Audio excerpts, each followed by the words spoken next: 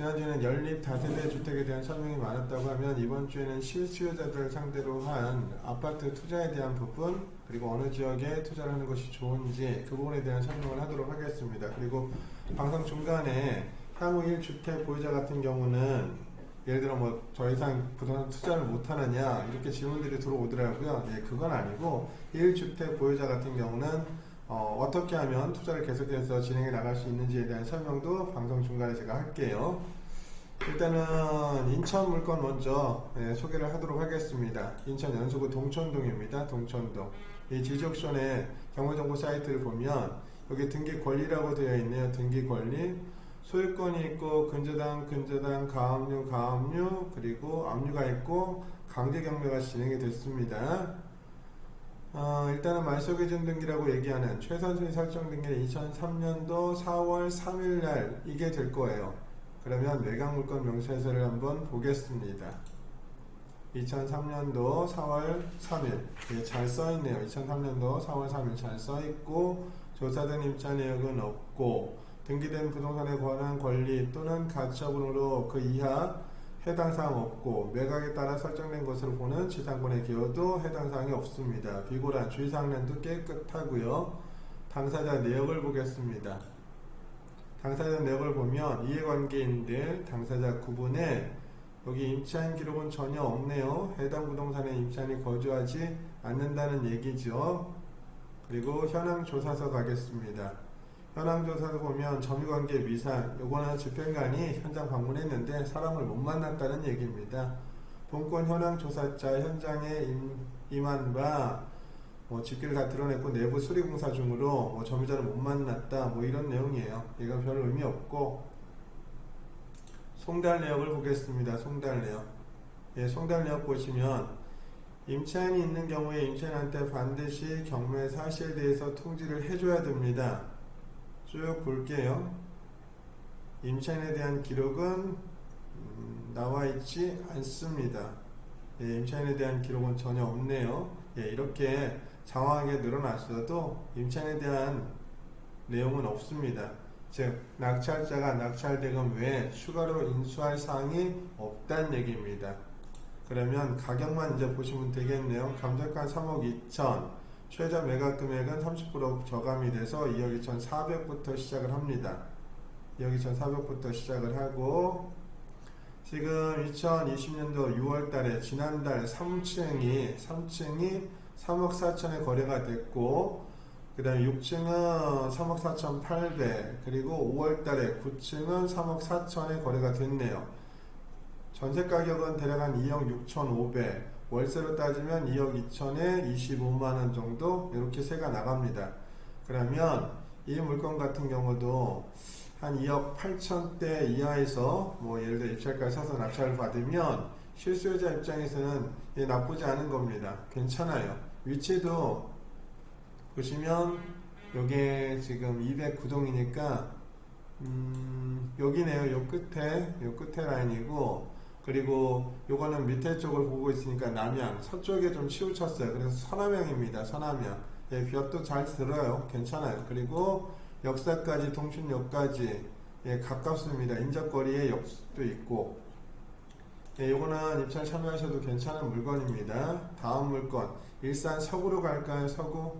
고향 일산은 동구 쪽이 비싸고 서구 쪽이 좀 싸요. 싼데 일단은 전용면적 85제곱미터 이하니까 실수요자가 접근하기는 괜찮습니다. 여기가 지금 105동입니다. 105동이면 여기네요. 거의 정남향에 가깝죠. 정남향에 가깝고 주변에 학교도 있고 일산 재정비 촉진지구 지금 이제 사업이 잘 안되고 있는데 요것도 이제 공공재개발 쪽으로 해서 사업이 진행이 될 겁니다. 일단은 당사자 내역을 먼저 볼까요? 여기 임차인이 계시네요. 임차인. 그러면 여기 먼저 지지옥션의 등기 권리를 먼저 볼게요.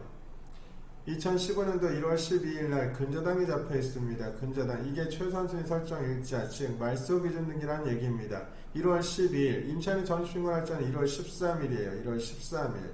그럼 당연히 대항력은 없겠죠. 그리고 여기 밑에 보셔도 2015년도 2월 23일. 말소기준 등기보다 전입신고 날짜가 늦어요.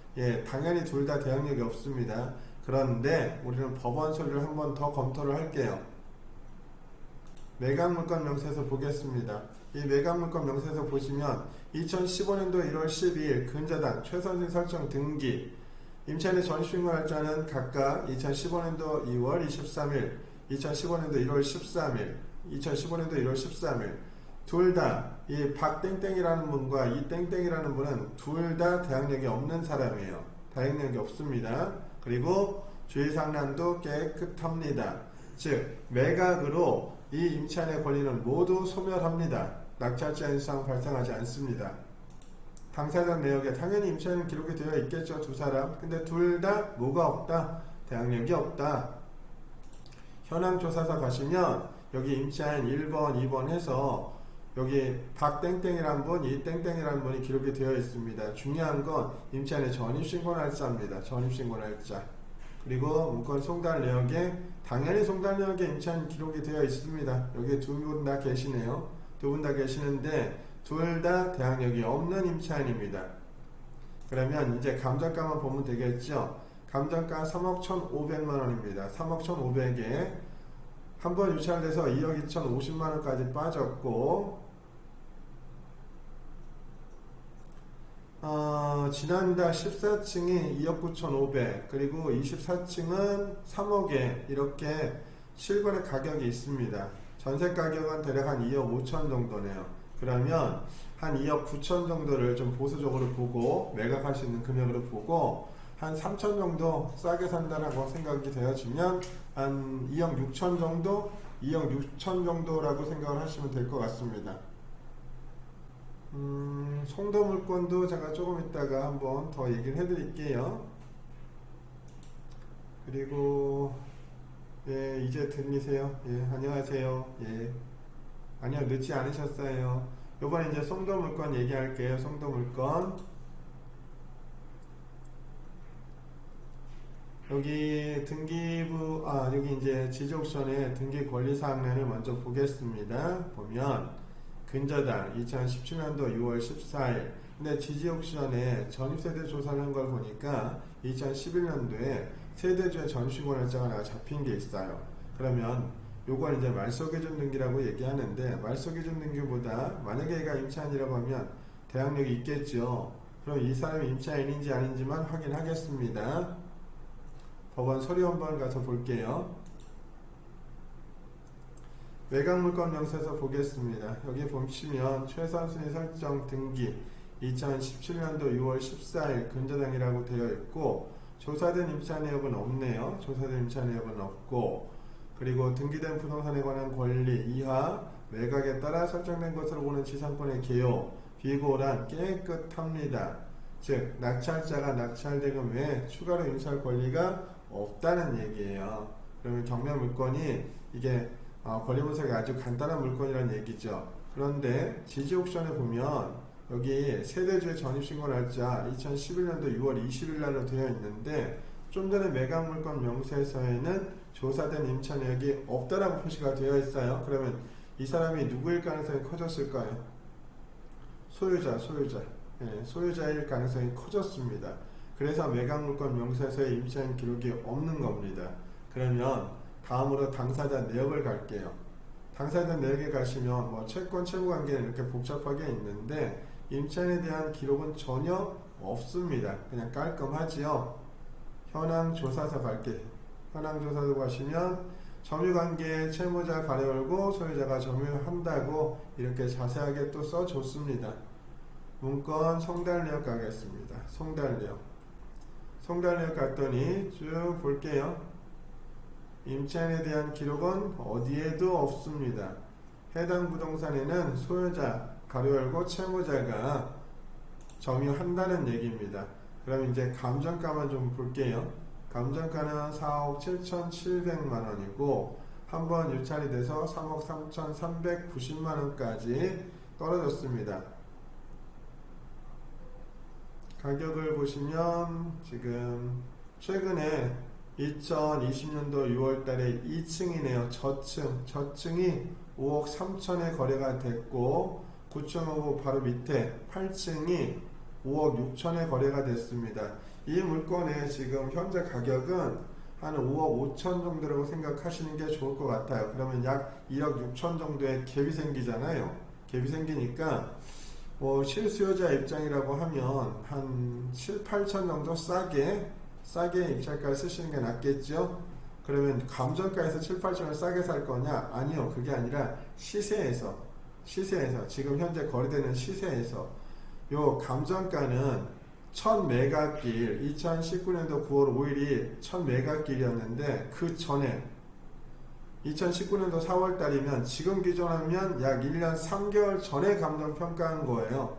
그러면 시세 반영을 전혀 못하고 있다는 얘기잖아요. 그죠? 예, 그러니까 요거는 시세 대비해서 입찰가를 쓰셔야 됩니다. 그리고 일산 서구 탄현동은 넘어가고요. 장기동, 지난주에도 장기동 얘기했었는데 여기 한번 보죠. 2015년도 2월 26일이 말소 기준 등기 날짜입니다. 세대주의 전입신고 날짜가 2015년도 3월 13일 날입니다. 3월 13일. 그러면 이렇게만 봐도 대항력이 없잖아요. 그런데 지지옥션의 직원들이 이것도 이제 등기부등본을 열람을 해서 접수 날짜 순서대로 기록을 하다 보니 간혹 오기나 오타가 나는 경우도 있어요. 그래서 법원 서류를 한번 더 보겠습니다. 매각물건 명세서 볼게요.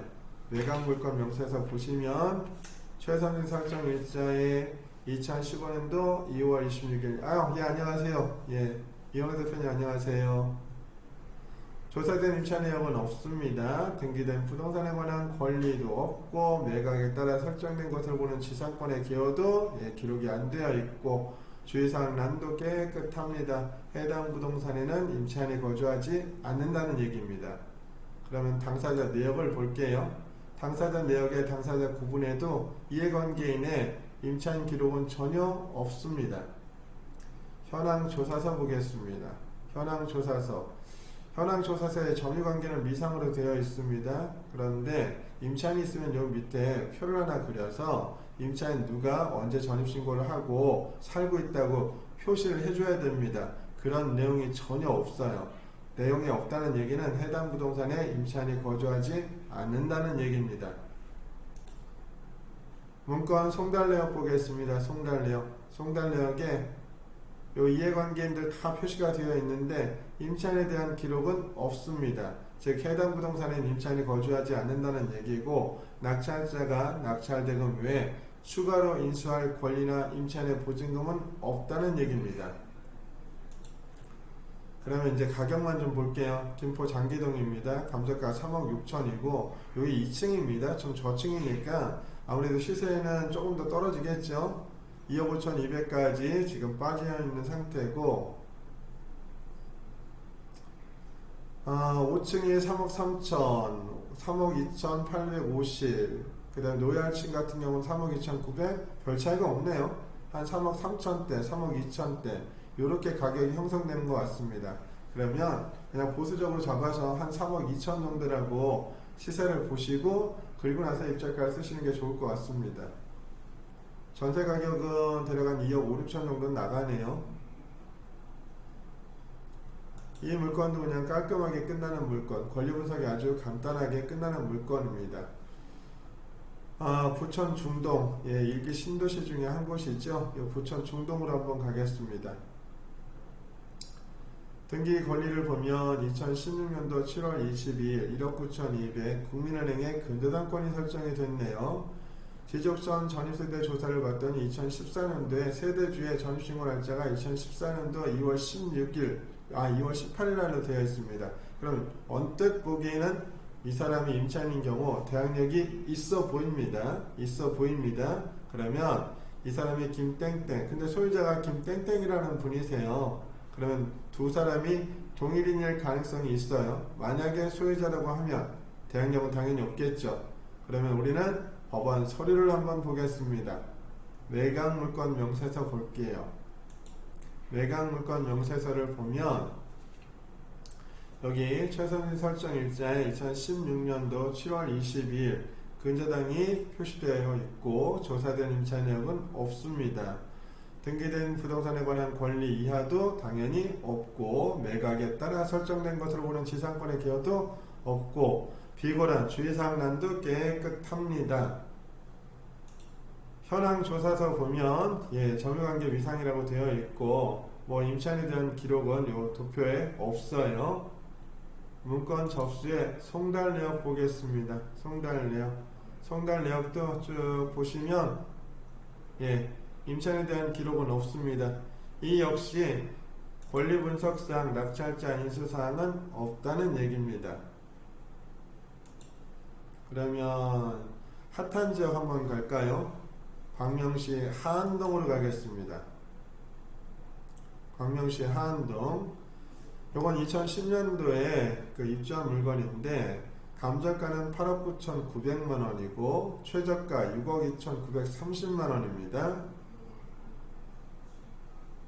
현재 가격은 대략 한 8억 8천에서 8억 4천 정도 나오고, 요 7억 6천이라고 되어 있는 건 2018년도 8월달 약 2년 전의 가격입니다. 그리고 8억 8천이라고 하는 것도 2019년도 12월달 약 7개월 전 가격이에요. 그럼 현재 KB 시세가 얼마나 나오는지 볼까요? 평균 시세는 8억 7, 8천 정도 나옵니다. 그러면 큰 가격 변동폭이 없었다는 얘기죠. 그러면 대략 이 금액 정도 한 8억 8천에서 9억 원 사이가 현 시세다라고 생각을 하시고 입찰가 쓰시면 됩니다. 그러면 일단은 등기 권리를 볼게요. 이 근저당 말소기준 등기 날짜는 2019년도 4월 11일 날입니다. 9억 4,380만원이 채권 최고액이 되겠죠. 2017년도에 전입한 사람이 있네요. 최초 전입자도 2017년도입니다. 그러면 이렇게 봤을 땐 외관상으로 둘 다 대항력이 있어 보입니다. 그런데 소유자가 신땡땡, 최초 전입자 신땡땡 동일인일 수도 있고요. 법원의 매각 물건 명세서만 한번 체크해 보겠습니다. 임차인인지 아닌지. 매각 물건 명세서 보시면 여기에 최선수인 설정 등이 2019년도 4월 11일 근저당 되어 있고, 조사된 임차인 내역은 없고, 요 밑에 주의사항란이나 그 다음 권리 인수사항란도 깨끗합니다. 해당 부동산에 임차인이 없다는 얘기입니다. 조금 더 확신을 가져보려면 당사자 내역을 보겠습니다. 해당 부동산의 전세권자, 이건 후순위 전세권자입니다. 임차인 기록은 전혀 없어요. 현황조사서 가겠습니다. 현황조사서에 채무자 가로 열고 소유자 정의한다고 되어 있습니다.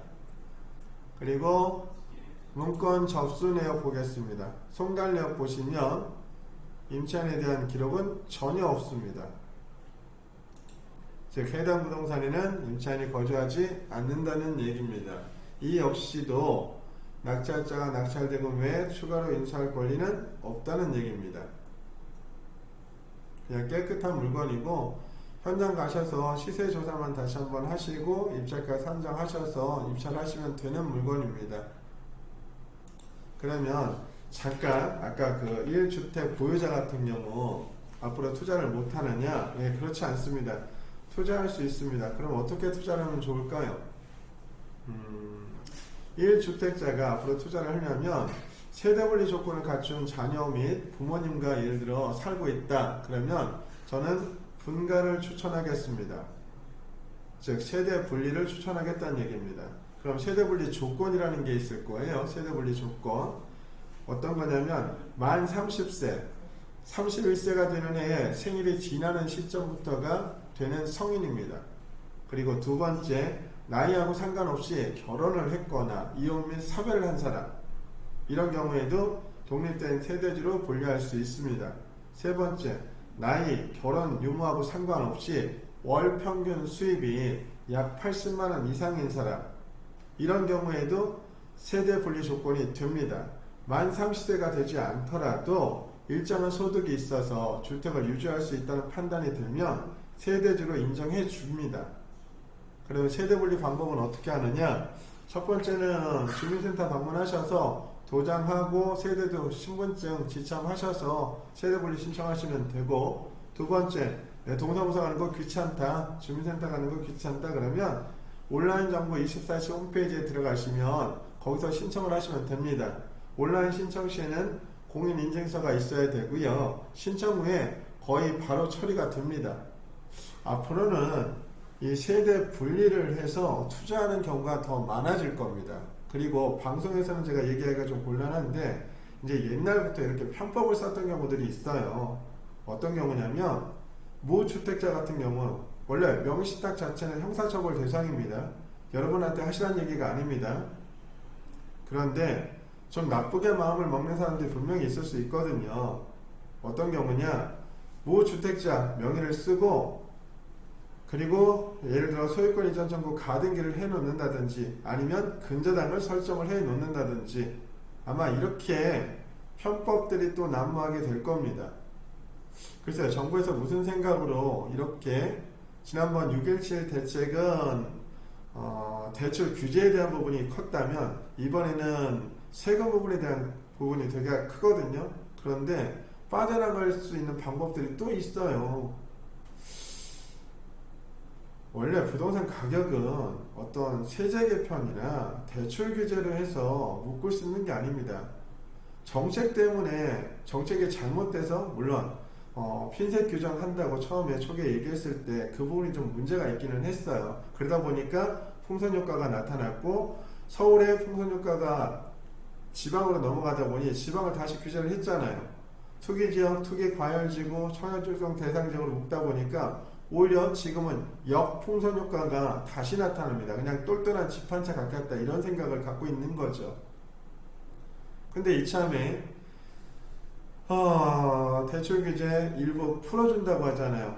그죠? 한 10% 정도 이렇게 풀어주고 실수요자 같은 경우도 조금 풀어주겠다. 그러면 제가 지금 얘기한 것처럼 세대 분류하는 집들이 많이 생길 거란 얘기입니다. 이것도 어떻게 막을 거야? 정책을 처음부터 잘못 글쎄요 편 게 아닌가 싶은 생각은 들어요. 앞으로 주택가격 잠시 잠깐 주춤할 겁니다. 6.17 부동산 대책 발표하고 음마나 잠실주공 5단지 같은 경우가 가격이 오히려 더 뛰었거든요. 그 3주 동안 가격이 뛰면서 지지율은 많이 빠졌죠. 그러다 보니까 지금 이렇게 7월 10일 날 부동산 대책 발표한 것도 좀 성급하지 않았나, 조금 더 세밀하게 보고 대책을 발표했으면 좋았을 걸 이라는 아쉬움이 좀 있습니다. 그건 이제 정부에서 알아서 할 일이고요. 우리 투자자는 열심히 투자만 하면 되죠. 다음 거 넘어가겠습니다. 이참에 김포나 파주는 청약조정 대상지역으로 묶이지 않았습니다. 예, 충분히 투자할 만한 곳이란 얘기죠. 그러면 큰 거 하지 마시고 글쎄 작은 거 목동 신내동 요거 실수요자 상대로 해서 투자해볼 만한 물건입니다. 여기 보시면 등기 권리 2000년도 12월 29일 2,400만원, 그러면 원금이 한 2천만원 정도 된다는 얘기죠. 전입신고날짜가 2010년도입니다. 당연히 대항력 없고 전입세대 조사 내용 봐도 2010년도 3월 20일 당연히 대항력이 없습니다. 그러면 법원 서류를 한번 봐야 되겠죠. 매각물건 명세서 보면 최선순위 설정에 2000년도 12월 29일 그리고 권땡땡이라는 분 임차인이 있는데 전입신고 날짜가 2010년도입니다. 당연히 대항력은 없습니다. 요 뒤에 낙찰로 매각으로 소멸하지 않는 권리도 없고 지상권의 개요도 없고 비고란 주의사항량도 깨끗합니다. 당사자 내역엔 당연히 임차인 있죠. 그런데 대항력이 없는 임차인입니다. 현황 조사서 당연히 대항력이 없는 임차인입니다. 문건 접수에 송달 내역에 여기 임차인 있죠. 여기 임차권자도 있고 여기 임차인도 기록이 되어 있습니다. 그런데 이 임차권자나 임차인 둘 다 동일인이고 다 대항력이 없습니다. 즉 낙찰자가 낙찰되는 외에 추가로 인수할 권리는 없다는 얘기입니다. 가격대 보겠습니다. 가격은 4억 3,500, 4억 3천 2월달 같은 경우가 4억 초반이었네요. 4억 초반. 그런데 지금은 다 4억 3천 정도입니다. 4억 3천 정도. 전대가는 2억 5천에서 2억 7천 정도가 나오네요. KB 시세 보면 대략 똑같습니다. 감정가하고 큰 차이가 없네요. 감정가도 대략 4억 2천이니까 큰 차이 없습니다. 요거는 실수요자 입장에서 접근해 볼 만한 물건입니다. 괜찮은 물건이고, 그리고 중랑구 묵동 406동이면 어디쯤 있을까요? 406동 404, 405, 406동 여기 있네요. 여기 거의 남양 쪽입니다. 남양 쪽. 예, 볕도 잘 들어오겠네요. 그리고 학교도 옆에 있고 고등학교도 옆에 있고 뭐 괜찮습니다. 가격 좋고 물건도 괜찮아서 입찰해 보셔도 좋을 것 같습니다. 다음 거 볼까요? 방화동? 방화동 좀 작은 거 가보죠. 이번에도 방화동 가겠습니다. 방화동 서강아파트네요. 서강아파트. 감정가는 4억 1800 한번 유찰돼서 3억 3440만원이 됐고, 얘는 24평형입니다. 24평형. 전 소유자는 이걸 2018년도에 3억 5300 주고 샀는데, 지금 가격대가 최근에 실거래가 보면 4억 원 정도 나옵니다. 4억 원 정도. 예, 가격이 많이 오르지 않았죠. 가격이 많이 오르지는 않았습니다. 전세가도 2억 3천에서 2억 6천인데 그냥 보수적으로 2억 3, 4천 정도 보시면 되고, 요거는 지금 한 4억대 정도, 4억대 정도, 평균가 4억대 정도면 요거는 많이 쓸 수는 없겠네요. 가격을 뭐 한 3억 7천 이하로 해서 낙찰이 되면 좋고, 안 되면 다음 물건은 계속해서 나오니까 다음 물건 입찰하시면 됩니다. 그러면 보겠습니다. 근저당 2019년도 5월 14일 세대주의 전입신고 날짜가 2018년도입니다. 근데 이땡땡 소유자도 이땡땡입니다. 아마도 소유자일 가능성이 큽니다. 법원의 매각물건 명세서를 볼게요. 매각물건 명세서 보면 조사된 임차 내역이 없고 등기된 부동산에 관한 권리 또는 가처분으로, 이건 가처분, 이제 선순위 가처분을 얘기하는 겁니다. 매각으로 그 소력이 소멸되지 아니하는 것, 예, 낙찰로 소멸하지 않은 권리들이 몇 가지가 있어요. 즉 최선순위 설정일자보다 먼저 접수되어 있는 권리들, 대표적으로 선순위 지상권, 지역권, 전세권, 선순위 가처분, 선순위 매매약 가등기, 전소유자의 가압류, 환매등기, 예고등기, 선순위 임차권 등기, 그리고 유치권이나 법정지상권을 얘기하는 겁니다. 그리고 매각에 따라 설정된 것으로 보는 지상권의 개요도 없고 비고란 깨끗합니다. 당사자 내역을 보겠습니다. 아니요, 안 늦으셨어요. 예, 괜찮아요. 예, 어서오세요. 당사자 구분 보시면 여기 이해관계인들 표시가 전혀 없죠. 깨끗합니다. 그리고 현황조사서, 예, 채무자 가로 열고 소유자 가로 닫고 점유 이렇게 되어 있죠. 예, 임차인이 해당 부동산에 없다는 얘기입니다. 그리고 송달 내역 보겠습니다. 송달 내역 쭉 보시면 임차인에 대한 기록이 없어요. 그죠? 임차인에 대한 기록이 없습니다. 예, 안녕하세요. 네.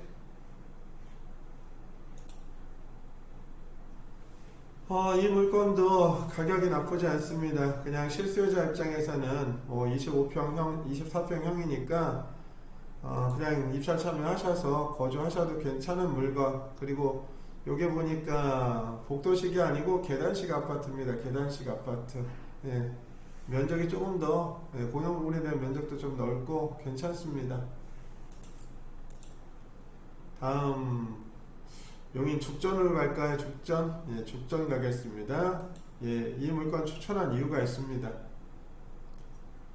여기 현대 1스테이트인데 여기 보면 713동이죠. 여기입니다. 여기. 예, 정남향입니다. 정남향. 죽전 현대 1스테이트고 저희가 여기 죽전 현대 1차 여기에 101동 405호 101동 405호를 저희가 작년 3월달에 낙찰을 받았습니다. 작년 3월달에 3억 1260 정도의 낙찰을 받았는데 지금 현재 가격은 4억 3천만원입니다. 1년 전에 저희가 샀는데 약 가격 차이가 1억 이상 났고 전세는 저희가 3억 2천에 났습니다. 그냥 자기 돈 들어간 게 전혀 없다는 얘기죠. 101동 405호입니다. 101동 405호. 지금 이 물건 같은 경우는 이게 713동입니다. 713동 정남향입니다. 위치가 저희가 샀던 것보다 더 좋습니다.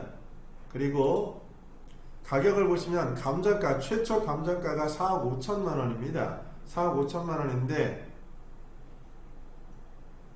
한 번도 유찰이 안 됐습니다. 한 번도 유찰이 안 된 100%입니다. 100%. 100%인데 이 물건은 지금 현재 실거래가가 5억 정도 나옵니다. 5억 정도. 예, 5억 정도 나오고 이게 4억 5백이라고 되어 있는 건 아마도 진위한 게 아닌가 싶어요.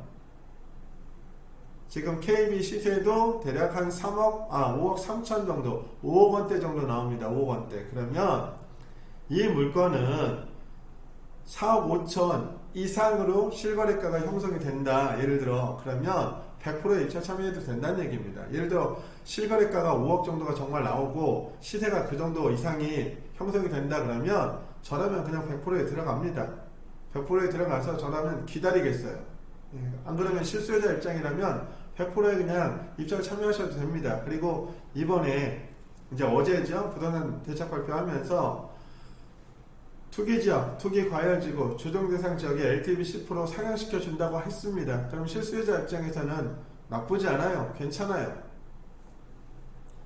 그러면 가격대만 한번 보겠습니다. 가격대는 이미 봤고 등기 권리사항량만 한번 보겠습니다.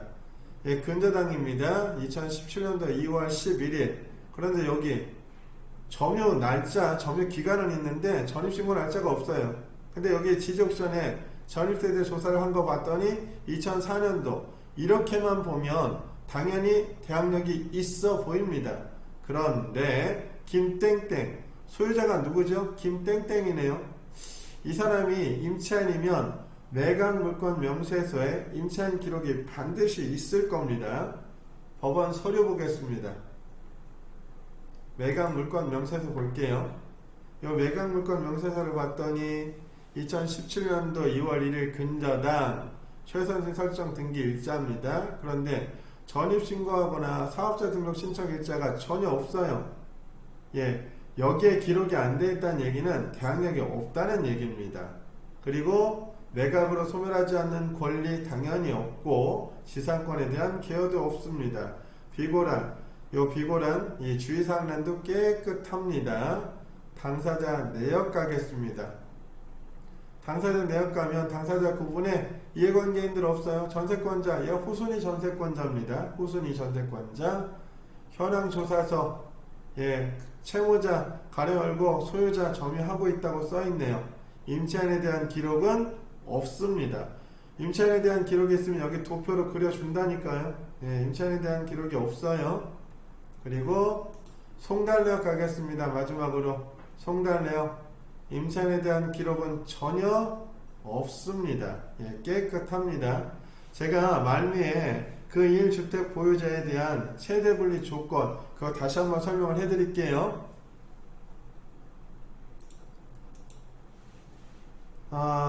그리고 인천시 부평구 부계동에 부계주공 5단지 좀 작은 걸로 한번 가보겠습니다. 감정가는 2억 8,600만원이고요. 한번 유찰돼서 2억 20만원부터 시작을 합니다. 이게 전용 면적은 18.1평이고 24평형 아파트입니다. 총 25층에 18층이고요. 층수는 좋습니다. 일단은 등기 권리를 보시면 이게 2018년도 10월 16일 이게 말소기준 등기입니다. 지주옥션의 전입세대 조사 내역을 봤더니 2009년도 2월 4일날 세대주의 전입신고 날짜가 하나 잡힌 게 있습니다.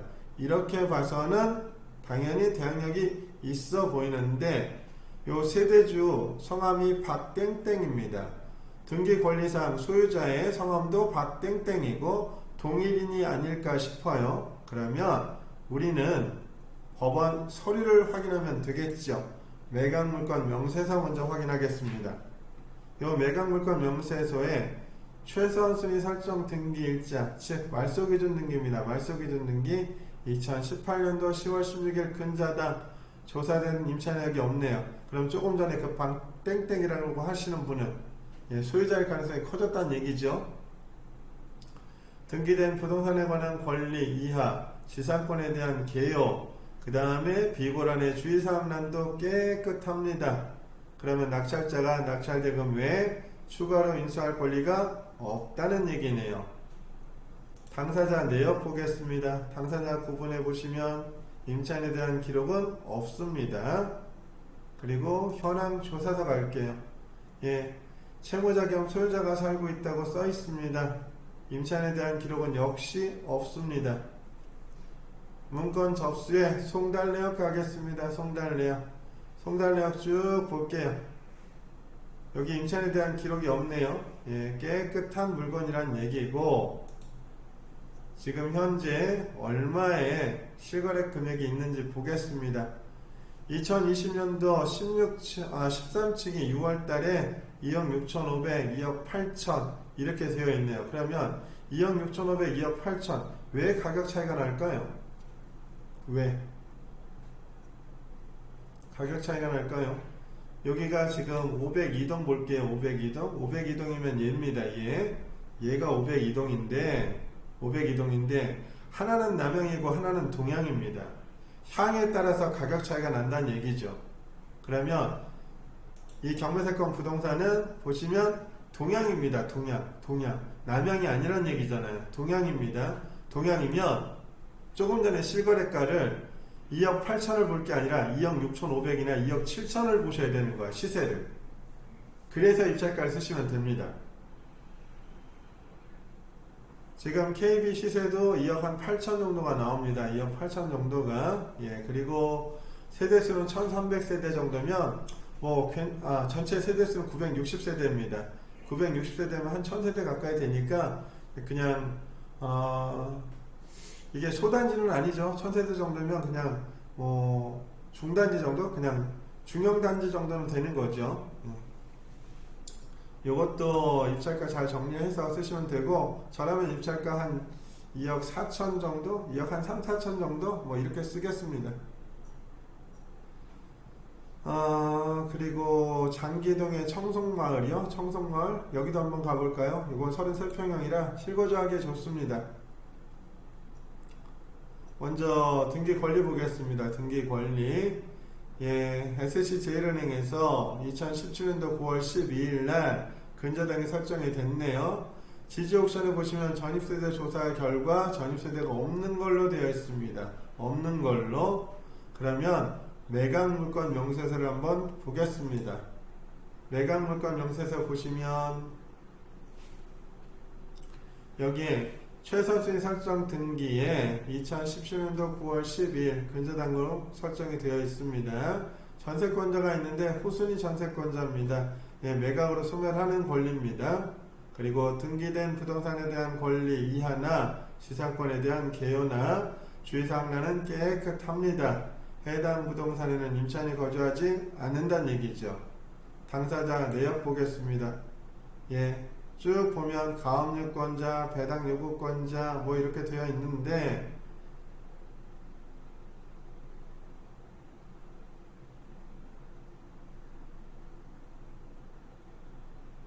아파트가 몇 편이죠?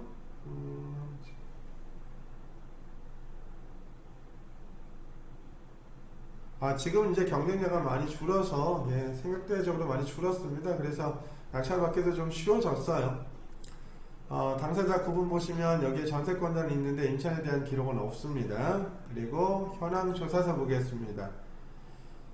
여기는 점유관계는 미상으로 되어 있는데, 만약에 임차인이 있으면 여기 도표 그려서 임차인 설명한다고 했죠. 없습니다. 문건 송달내역 보겠습니다. 송달내역 보시면 임차인에 대한 기록은 전혀 없어요. 해당 부동산에는 임차인이 거주하지 않는다는 얘기입니다. 이게 33평형입니다. 33평형이고 211동이면 여기네요. 서쪽으로 잠깐 치우쳤고 그 다음에 남쪽을 바라보고 있으니까 서남향집입니다. 서남향집입니다. 그리고 여기 역사가 가까이 있네요. 역사가 얼마나 가까이 있는지 한번 볼까요? 뭐 이쯤까지 내려와야 되겠죠? 이렇게 보면 대략 한 500m 안짝에 있네요. 500m 안짝에 있으니까 뭐 걸어서는 한 5분 내외. 예, 위치도 괜찮습니다. 그리고 감정가는 2억 9천이고요. 최저 매각 금액은 2억 300. 33평형입니다. 실거래가를 한번 볼까요? 실거래가는 대략 한 2억 6천에서 2억 8천 사이인데 1층이 2억 6천 정도고 16층이 17층이 대략 한 2억 8천 7백. 근데 이것도 2018년도 가격입니다. 지금 현재 가격은 대략 한 2억 8천 평균가 나오네요. 2억 8천. 그러면 이 감정가만큼은 나온다는 얘기입니다. 그러면 시세를 가서 조사를 일단 해보세요. 조사해 보시고 만약에 2억 한 8천 정도가 정말 거래되는 시세다 라고 하면 호가가 더 높은 걸로 아는데 시세가 그 정도 거래가 된다고 하면 글쎄요, 얘는 뭐 2억 한 5천대 6천대 뭐 이렇게 쓰셔야 되겠죠. 근데 아마 시세가 이보다 더 높을 겁니다. 일단은 가서 가격대를 한번 조사를 해 보세요. 아까 잠깐 그 1주택자 앞으로 보유자 같은 경우는 뭐 향후 2주택 이상에서 예를 들어 주택을 매입하면 취득세율이 뭐 8%, 그 이상이 되면 12% 이렇게 취득세율도 높여서 상향해서 하겠다. 정부에서 어제 이렇게 발표를 했는데 그러면 방법이 전혀 없느냐? 그렇지 않아요. 방법은 또 있어요. 지금 현재 예를 들어 부모하고 거주하시거나 부모님을 봉양하시거나 혹은 성인이 된 자녀하고 같이 거주하시는 경우 세대 분리하시면 됩니다. 세대 분리. 그러면 세대 분리 조건을 갖춘 자녀 및 부모님을 분가시키면 된다는 얘기잖아요. 그럼 첫 번째 세대 분리 조건에 대해서 설명을 하면 만 30세 31세가 되는 해 생일이 지나는 시점부터를 얘기하는 겁니다. 만 30세가 되는 성인. 두 번째, 나이에 상관없이 좀 결혼을 일찍 했거나 혹은 이혼이나 사별을 한 경우에. 그 다음에 세 번째, 나이하고 결혼 유무하고 상관없이 월 평균 수입이 약 80만원 이상인 사람. 이런 경우에는 세대분리 조건이 됩니다. 월 평균 수입 80만원이라고 얘기하는 건 만 30세가 되지 않더라도 일정한 소득이 있어서 주택을 유지할 수 있다는 판단이 들면 세대주로 인정해 주는 겁니다. 그러면 2020년도에 최저 시급이 얼마일까요? 8,590만원이거든요. 1인당 최저 생계비가 대략 한 105만원 정도 됩니다. 그러면 하루에 예를 들어 5시간 정도? 5시간이면 대략 한 4만원 정도 넘으니까 요거를 뭐 30일 내내 일을 할 수는 없어도 한 25일 한다고 하면 100만원 넘잖아요. 그러면 만 30세 미만의 자녀를 분가시키라는 얘기입니다. 분가시켜서 그래서 주택을 구입하시면 돼요. 그리고 한 2년 뒤에 일반세율로 파시면 되지 뭐. 예, 전혀 상관없어요. 전혀. 그렇게 해서 세대 분리해서 투자하시면 됩니다. 예, 전혀 문제 없습니다. 오늘은 추천 물건에 대해서는 여기까지 하고요. 질문사항 있으시면 잠깐 질문하세요. 어제 부동산 대책에 대한 질문하지 마시고 그거는 조금 더 그 부동산 대책에 대해서 조금 더 이렇게 세부적으로 저희가 확인 좀 하고 그리고 아마 다음 시간에 투자 방법에 대한 부분을 다시 설명하도록 하겠습니다. 돈이 없다. 융통하시면 됩니다. 저희 수강생들끼리는 서로 융통을 해줍니다. 그리고 1순위로 근저당을 잡고 그렇게 융통을 해주기 때문에 돈을 빌려주는 대주 입장에서도 1순위로 근저당 잡고 그리고 은행의 시장 이자율보다 최소한 5배, 6배 이 시장 이자율은 한 1%잖아요. 저는 6% 줍니다. 6%. 예, 6% 정도 주니까 그런 거 걱정 안 하셔도 되고 그리고 전세 놓고 그리고 나서 다시 대주한테 상환하면 됩니다. 예, 그건 저희 수강생들끼리 하는 겁니다. 예, 그렇게 서로 간에 도와주는 겁니다. 저도 감사합니다. 방송 봐주셔서. 예, 감사합니다. 저도. 조금 더 방송을 좀 잘하도록 노력을 해볼게요. 그리고 물건도 조금 더 많이 이렇게 설명을 좀 해드릴 거고 추천도 많이 해드릴 거고, 그리고 생애 최초 주택을 구매하시는 분들 같은 경우도 사실은 청약, 글쎄 어제 뭐 정부에서 그 공공 재개발도 좀 활성화 시켜서 민간 주택에 대해서도 뭐 신혼부부 혹은 이제 뭐 무주택 이렇게 가지고 계신 분들, 무주택이신 분들한테도 조금 더 청약 기회를 넓혀준다고 얘기하는데, 글쎄 일반 분양분이 예를 들어 100가구인데 신혼부부 특별공급 7에서 14%를 해주겠다고 하더라도 7가구에서 14가구밖에 안 돼요. 그게 무슨 시장에서 큰 반응이 있을까 싶어요. 예, 그냥 영향은 굉장히 미비하지 않을까라는 생각이 듭니다.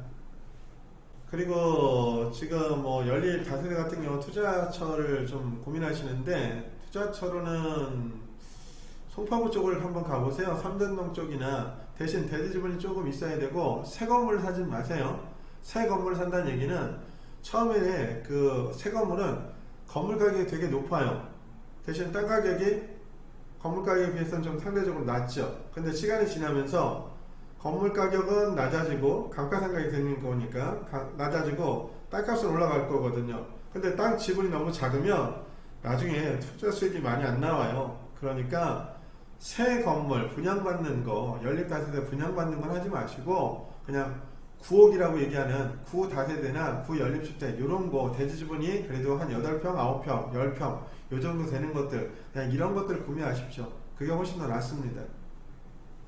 그리고 송파구 오금동 쪽으로 가시면 더블역세권이라고 되어 있는 곳이 있어요. 거기가 이제 오금동 예를 들어 36번지 정도 되는데, 거기 같은 경우가 3호선, 5호선 더블역세권이고 방역도 멀지 않고, 그리고 초등학교, 중학교, 고등학교가 바로 인접해 있어요. 그리고 그 앞블럭에는 산도 있어서 공원도 있어서 주거환경도 괜찮습니다. 그런 지역에 가서 전세 끼고 사셔도 되고, 그리고 삼전동 같은 경우도 괜찮습니다. 삼전동도 이왕이면 9호선 라인 쪽으로, 그리고 이왕이면 그 트리지움 아파트 있어요. 거기가 예전에 삼전동이라고 얘기했던 곳인데 그쪽 가셔서 주택을 구매해 보시는 것도 괜찮습니다. 그리고 저 개인적으로는 한강 이남 쪽은 노량진동 좋아하거든요. 노량진동 좋아하니까 그쪽에 노량진에 재개발 인접 지역 그런 지역에 가서 연립 다세대주택 매입하시는 것도 괜찮습니다. 예, 아무래도 저기 현금 1억 정도 가지고 있으면 뭐 괜찮아요. 작은 것들을 충분히 살 수 있습니다. 예, 전세 끼고 사실 수 있고, 저희가 그저께 매입했던 게 오금동 건데 그거 꼴랑 3,300만원 들어갔습니다. 대지 지분은 7.92평이었고 건물은 16.23평 정도 되고 총 3층에 2층이었습니다. 가격대도 괜찮았어요. 전세가가 2억 2천이었거든요. 그리고 그 지역이 전세가격이 계속 꾸준하게 오르는 지역이라 투자금 대비 한 3,300만원 투자한 거니까 한 2년 뒤에 팔아서 원금의 한 100%? 원금만큼만 나오면 되지 않아요? 예, 그 정도면 충분하지 뭐. 그러면 시장 이자율 지금 1%도 안 되는데 이자 흡세 때문에 1%가 안 돼요. 그럼 그보다 몇십 배는 남잖아요. 그럼 해볼만 하죠. 그런 거 사시면 돼. 무주택자 같은 경우는 그렇게 하시면 되고, 그 다음에 부모 봉양이나 뭐 성년 자녀를 갖고 있다, 데리고 있다, 그러면 세대 분리하시라니까 분리해서 하세요. 그러시면 되지. 아니 합법적으로 하시라고. 합법적으로. 예, 누가 불법으로 하래요? 그런 건 아니지. 저 한강 이북 쪽으로 어느 지역에 투자하면 되겠느냐? 전 장이동 갑니다. 장이동. 뭐 제일 좋은 곳은 휘경동이나 이문동이나 서울시립대학교 앞에 있는 전농동인데 거기도 좋은데 거기는 이미 가격대가 많이 올라 있어요. 올라 있으니까 다른데 장이동 가세요. 장이동. 거기가 뉴타운 지역에서 2013년도 14년도에 해제가 됐던 지역들인데 지금 동에서 다시 진구하고 있거든요. 예, 거기 한번 가보세요. 장이 한 12구역 정도? 뭐 이 정도가 좋을 것 같습니다. 남부 산계 2019요. 한번 찾아볼게요. 2019 보겠습니다. 101769 101769번. 예, 대지권 미등기 가겠습니다. 대지권 미등기. 요게 2018년도 2014년도 세대주 전입신고 했습니다. 송땡땡 예, 소유자도 송땡땡입니다. 최초 전입자 이땡땡은 요거는 나중에 세대를 합가했다는 얘기입니다. 예. 그럼 이건 의미가 없고 매각물건 명세서 보겠습니다. 매각물건 명세서 보시면 조사된 임차 내역이 없습니다. 깨끗합니다. 그리고 여기 비고란에 주의사항란이 하나 있네요. 대지권이 미등기 상태이나 최저 매각 가격에 대지권 가격이 포함되어 있고 2020년 6월 15일자 서울주택도시공사 사실조회 회신에 따르면 최초 수분양자는 분양대금을 완납하였다는 사실상의 대지권을 취득하는 데 문제가 없다. 간혹 수분양자가 분양대금을 미납하는 경우가 있어요. 그러면 건설사에 이 분양대금 미납한 부분을 지급을 해야 됩니다.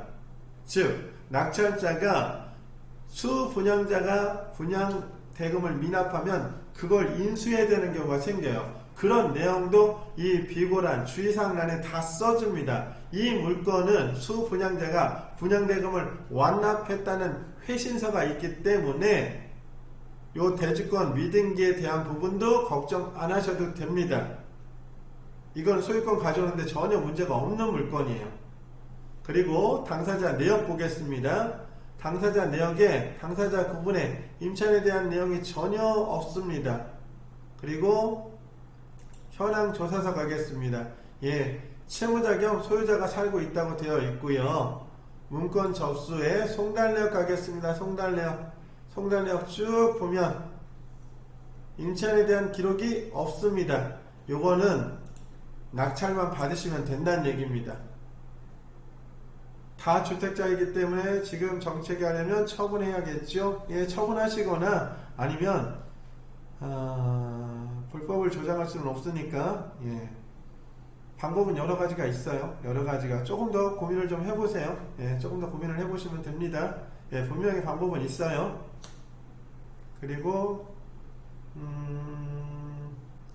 낙찰을 받은 경우에 대지권 등기하면 되는 건가요? 예, 등기하시면 됩니다. 전혀 문제 없어요. 요거 법무사한테 의뢰하시면 대지권 그 소유권 이전하는데도 전혀 문제가 없습니다. 그냥 깔끔한 물건입니다. 또 다른 질문사항 없으세요? 네, 말씀하세요. 김동무님 문자 올려주세요.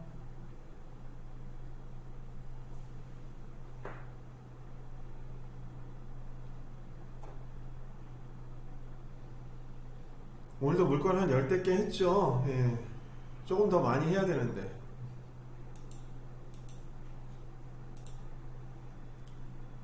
다음에는 조금 더 제가 더 많이 준비를 해올게요. 상가요? 상가 위험하지 않죠? 전혀 안 위험합니다. 제가 상가 하나 보여드릴게요. 그러면 잠깐만요. 제가 상가를 하나 보여드리겠습니다.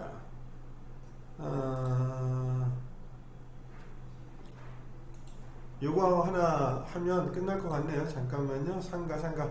여기요. 청락거 갈게요. 청락거 갑니다. 청락거 보시면 요 소유자가 2018년도에 7억 6,300만원에 분양받은 겁니다. 분양받았는데 감정가는 7억 3,400이 잡혔고 한 번, 두 번, 세 번 유찰돼서 지금 감정가에 거의 30% 정도? 뭐 그 정도밖에 안 됩니다. 감정가는 7억 3,400인데 요게 2억 5,100까지 빠졌어요. 2억 5,100까지. 상가는요, 기본적으로 위치가 아무리 좋아도 전 개인적으로 생각했을 때 상가는 분양받으면 안 돼. 상가는 분양받으면요, 이게 초기에 임차인 제대로 못 넣잖아요? 그러면 가격이 계속 빠져.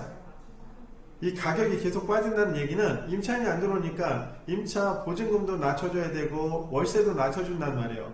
월세를 낮추고 보증금을 낮춘다는 얘기는 결국은 부동산의 분양가격, 즉 현재 가치가 빠진다는 얘기예요.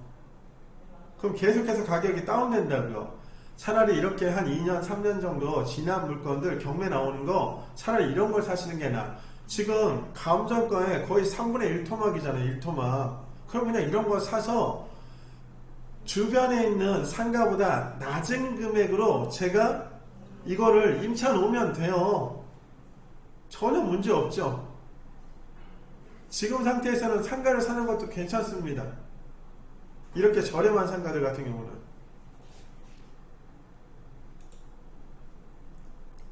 예, 상가 사셔도 괜찮습니다. 괜찮아요. 그리고 이 물건 같은 경우는 옆에 타멘탐스가 있습니다. 바로 그 옆에 물건이에요. 옆에 물건. 옆에 물건이라 괜찮습니다. 예, 위치도 괜찮고. 다음 시간에는 물건을 조금 더 많이 가져오겠습니다. 아파트하고 연립다세대도 조금 더 많이 가져와서 여러분들하고 소통도 좀 더 하고, 그리고 질문사항을 좀 많이 올려주시면 즉석에서 물건도 좀 봐드리도록 하겠습니다. 예, 오늘 방송은 여기서 마치도록 하고요. 오늘 평안하게 잘 주말 보내시고요. 예, 항상 늘 행복하세요. 감사합니다. 다음 시간에 뵐게요.